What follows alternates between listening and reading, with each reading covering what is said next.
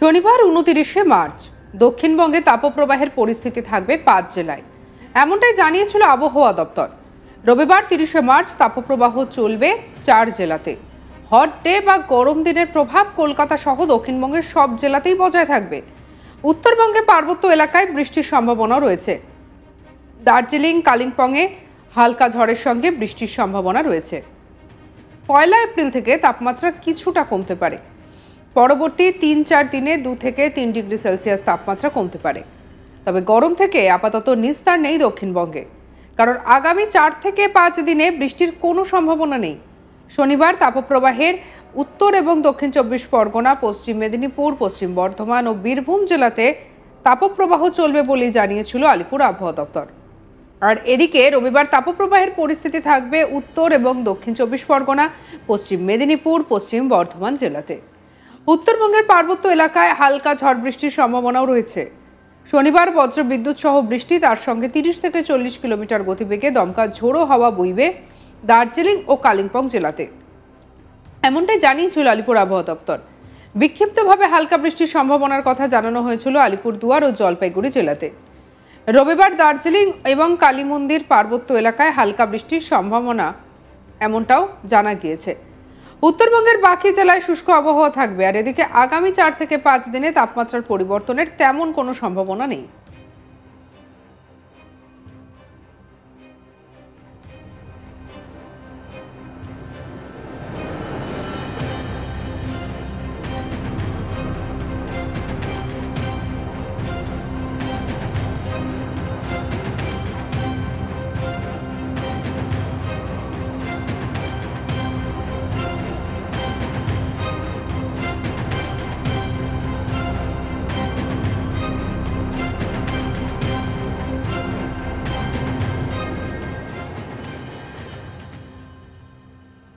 আলিপুর আবহাওয়া দপ্তরের প্রাদেশিক অধিকর্তা সোমনাথ দত্ত কি বলছেন শোনাবো আপনাদের। ম্যাক্সিমাম টেম্পারেচার সাউথ বেঙ্গলের সব জেলাগুলোতেই আপনার স্বাভাবিকের থেকে 3 থেকে 5 ডিগ্রি বেশি থাকার সম্ভাবনা আছে, এবং হট ওয়েদার কন্ডিশন আপনার সাউথ বেঙ্গলটাকে পুরো প্রিভেল করে আছে। এছাড়াও স্পেসিফিক্যালি কয়েকটা ডিস্ট্রিক্টে আপনার আজকে হিটওয়েভ কন্ডিশন প্রিভেল করছে। সেই ডিস্ট্রিক্টগুলি হচ্ছে বীরভূম, পশ্চিম বর্ধমান, পশ্চিম মেদিনীপুর, দক্ষিণ 24 পরগনা এবং উত্তর 24 পরগনা। পশ্চিম বর্ধমান, পশ্চিম মেদিনীপুর, দক্ষিণ 24 পরগনা, উত্তর 24 পরগনা, ঠিক আছে। এবং এই যে ডিস্ট্রিক্টগুলোতে আপনার হলুদ সতর্কবার্তাও দেওয়া হয়েছে। একটা কথা বলি, এই যে আমি বললাম হিটওয়েভ কন্ডিশন, এটা মানে হচ্ছে যে এই জেলাগুলিতে, ফর এক্সাম্পল যখন আমি বীরভূম ডিস্ট্রিক্ট হিটওয়েভের কথা বললাম, মানে বীরভূম ডিস্ট্রিক্টের মধ্যে 2-1টি জায়গায় হয়তো আপনার হিটওয়েভ কন্ডিশন আপনার প্রিভেল করতে পারে, রিপোর্ট করতে পারে। It is not that entire Birbhum ডিস্ট্রিক্টের ইচ অ্যান্ড এভরি স্টেশন, এটা তো আপনারা জানেন। আচ্ছা, এবং আগামীকালও আপনার এই 4টি ডিস্ট্রিক্ট, একটা হচ্ছে পশ্চিম বর্ধমান, পশ্চিম মেদিনীপুর, দক্ষিণ 24 পরগনা এবং উত্তর 24 পরগনা, এই 4টি জেলাতে আগামীকালও আপনার তাপপ্রবাহের সতর্কবার্তা দেওয়া হয়েছে। এবং এছাড়া গোটা দক্ষিণবঙ্গতেই কিন্তু আপনার ম্যাক্সিমাম টেম্পারেচার 3 থেকে 5 ডিগ্রি স্বাভাবিকের থেকে বেশি থাকার সম্ভাবনা আছে। এবং সর্বোচ্চ তাপমাত্রা মানে ম্যাক্সিমাম টেম্পারেচারের যে অবজার্ভ ভ্যালু আছে সেটা আপনার স্বাভাবিকের থেকে 3 থেকে 5 ডিগ্রি বেশি থাকার সম্ভাবনা আছে। এবং হট ওয়েদার কন্ডিশন পুরো সাউথ বেঙ্গলেই থাকার সম্ভাবনা আছে, ঠিক আছে। তো এছাড়া আপনার তৃতীয় দিনে হিটওয়েভের কোনো কন্ডিশন নেই, তৃতীয় দিন থেকে আপনার আর হিটওয়েভের কন্ডিশন নেই। এছাড়া আপনার উত্তরবঙ্গতে দার্জিলিং এবং কালিম্পংয়ে 2-1 জায়গায় আপনার বিক্ষিপ্তভাবে বজ্রবিদ্যুৎ সহ বৃষ্টি হতে পারে, এবং তার সাথে ঝোড়ো হাওয়া 30 থেকে 40 কিলোমিটার বেগে বইতে পারে 2-1 জায়গায় বিক্ষিপ্তভাবে, সেটা আজকেই খালি, ঠিক আছে। আর এবারে আসা যাক আমাদের জেনারেল ওয়েদার ফোরকাস্টিং এরকম যে প্রধানত দক্ষিণবঙ্গ পুরো 7 দিনই সম্পূর্ণ শুষ্ক থাকার সম্ভাবনা আছে, কোনো বৃষ্টিপাতের সম্ভাবনা নেই। এবং উত্তরবঙ্গেরও জেলাগুলিতে বৃষ্টিপাতের কোনো সম্ভাবনা নেই, এক্সেপ্ট আজকে 4টি জেলা, দার্জিলিং, কালিম্পং, জলপাইগুড়ি এবং আলিপুরদুয়ার। এই 4টি জেলাতে দু এক জায়গায় বিক্ষিপ্তভাবে আপনার হালকা বৃষ্টি হওয়ার সম্ভাবনা আছে অ্যালং উইথ থান্ডারস্টর্ম। আর আগামীকাল অনলি দার্জিলিংয়ে দু এক জায়গায় বিক্ষিপ্তভাবে হালকা বৃষ্টির সম্ভাবনা রয়েছে।